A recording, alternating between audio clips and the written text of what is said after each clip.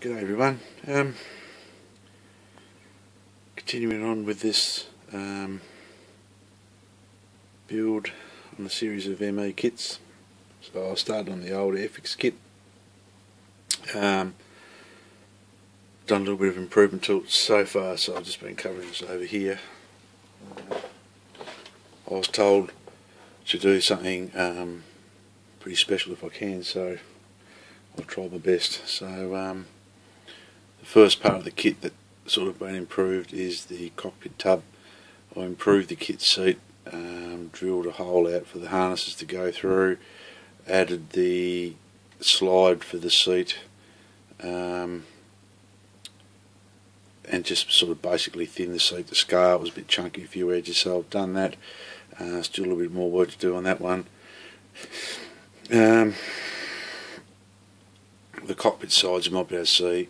I've done my best to replicate interior with matte boxes and a few things like that, so that's looking quite good. And the other side I didn't mind coming up too bad with control surfaces and that damn wheel. The way I made that sort of wheel setup was I got a fine bit of wire, and I actually wrapped it around a piece of stretch sprue and a cocktail stick to get the round consistency. Then I cut some fine strip to make the rest of the controls. So I'm pretty happy the way that sort of came out. And once it all sort of goes together, that's why I haven't done too much more of the cockpit.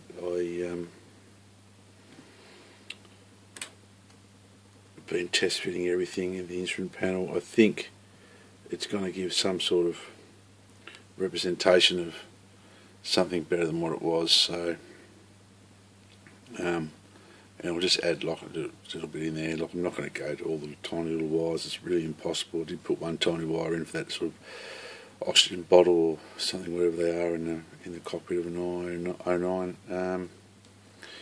But it looked a lot better than what it was, and I'm actually pretty happy with the results. So once I paint it with a bit of RLMO2, which is the green colour for the interior, which we will do on early model V's during this period, I think it'll come up alright. I've got to add the control stick, which I don't think the kit came with one. The instrument panel, wherever I put that, there it is there.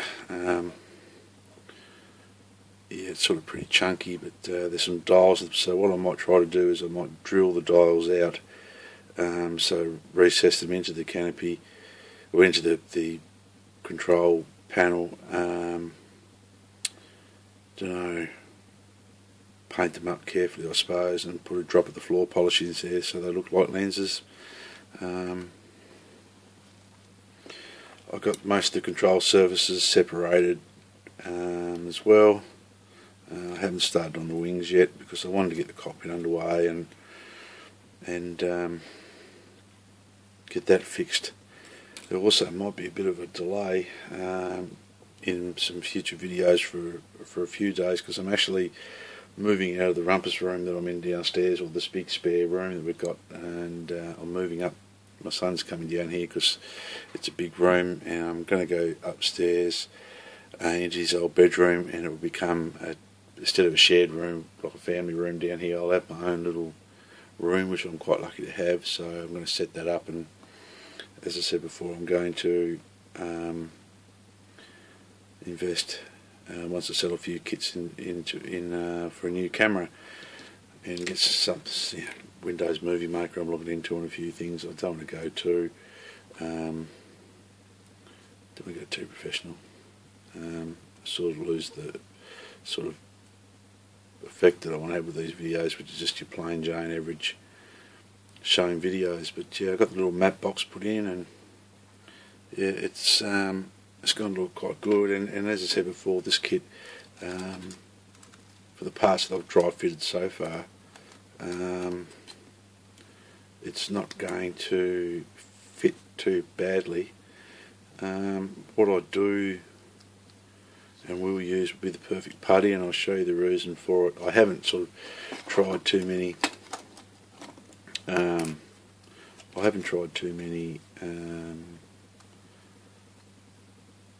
sort of jobs like this that I've done on these aircraft to this extent, so this is a bit of an experiment as well. But the parts are like there's the one thing I have noticed. I know this is going to sound funny, and it's going to. I just in my YouTube videos there is a under the title there's the best of the best, where they're actually flying a 75-year-old 109, and at the beginning of the video you sort of see like the aircraft, they sort of pan around it, and the metalwork is on these ME-109s is quite distressed, and I actually think it's with the rivets and the way the wings are moulded, it sort of gives you that sort of distressed look in the metal, and I think it's going to work, especially because we're going to be using not full gloss, but we're going to be using an eggshell type colour like finish, because late war or early war, sorry, ME-109s, the German paint was of high standard in the beginning of the war, so I think it's gonna. So the dry fit, and once we'll fit the wings in there, I don't think there's going to be a real lot of filler needed. So so far so good with this old girl, but that's I might be speaking a bit too early for that. But not going to worry about the pilot figure, guys. I even though he's fairly nicely done, I'm not going to worry about him. And once I get this cockpit painted with a bit of the colour I'm after and a bit of dry brushing and put some dials in, and I'll get the fuselage halves closed up, and I've got to fill these pieces in at the top here, because the Airfix have you put the headrest glued into there, where actually it should be separate and actually moves with the canopy, so I've got to fill those in. I'll place a little thin piece of like aluminium strip, lead strip there to replicate a little hinge, because by the looks of these were hinged, or something here was hinged. I'm not a big expert on them, people can probably fill me in what's wrong with it. Also we'll add the area for the magazine for the cannon in here, and we'll make up some basic foot controls, even though you're not going to go insane, but we'll know that they're there, and we'll tinker around with that. So so far it's been enjoyable build. I spent probably an extra hour on the cockpit. Just got some photos, interior photos from Google searches. Sort of matched them up the best I could, measured them up, matched them up the best I could, and I think it's going to look good. With the wheels as well, we'll just to improve those. I'll just go and grab the wheels. The wheels have got a really, I know it's going to be hard to see, but there's a really heavy raised rim.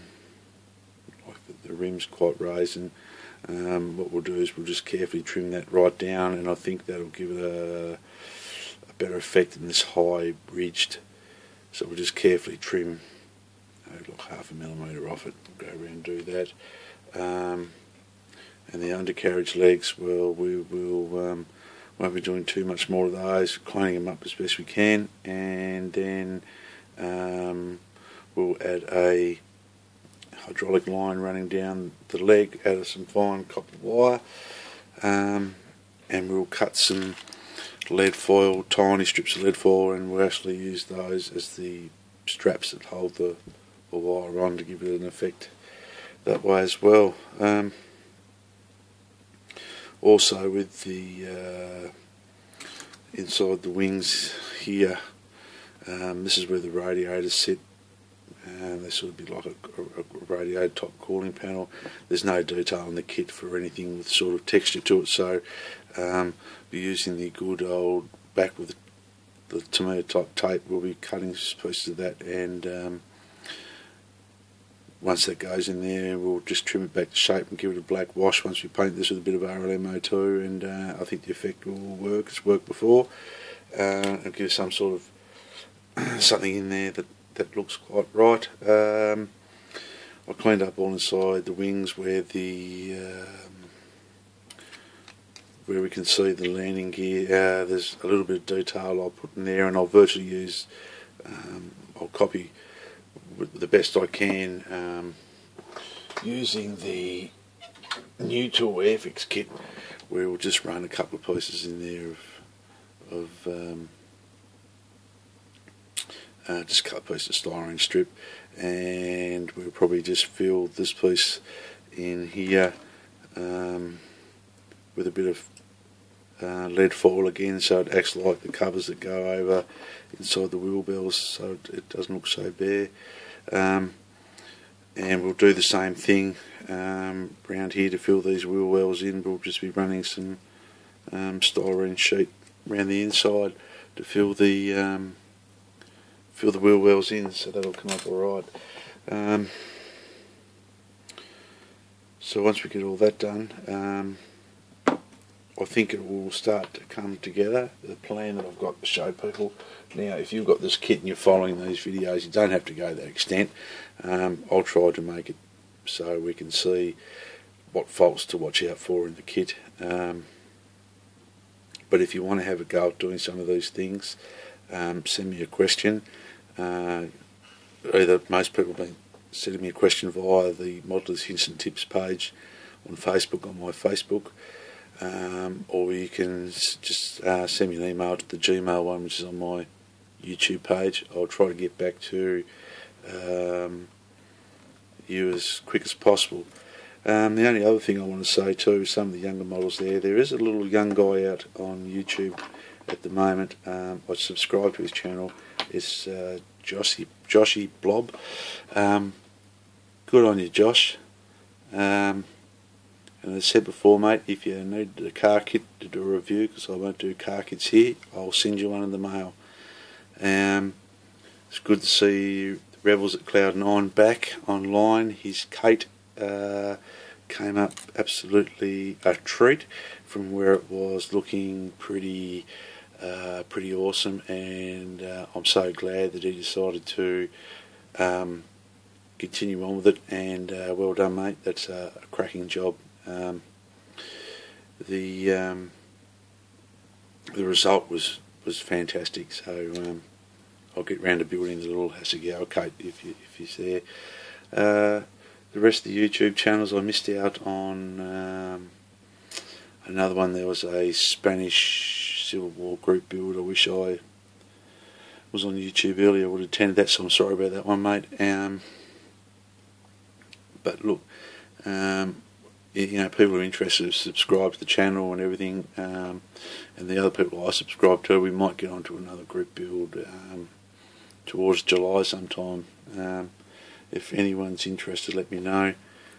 Thinking it maybe a theme called Tally Ho, British Second World War fighters, or you know, RAF, or we could have one called Watch for the Hun and the Sun. We're going to be building German aircraft from the Second World War in the early stages of the campaign, and we want it opened up for everybody, so hopefully something might happen. I like my group builds. It's a good way to meet friends and swap ideas. But that's it. The next one might be a little way away, or it might not be, depending on what we do. The weather's been pretty bad here, so take care, everyone. And you know, model hard, and we'll catch you in the next video, and hopefully we'll have some paint done on this and a bit of dry brushing, and we'll see what it comes out like. So see you all later.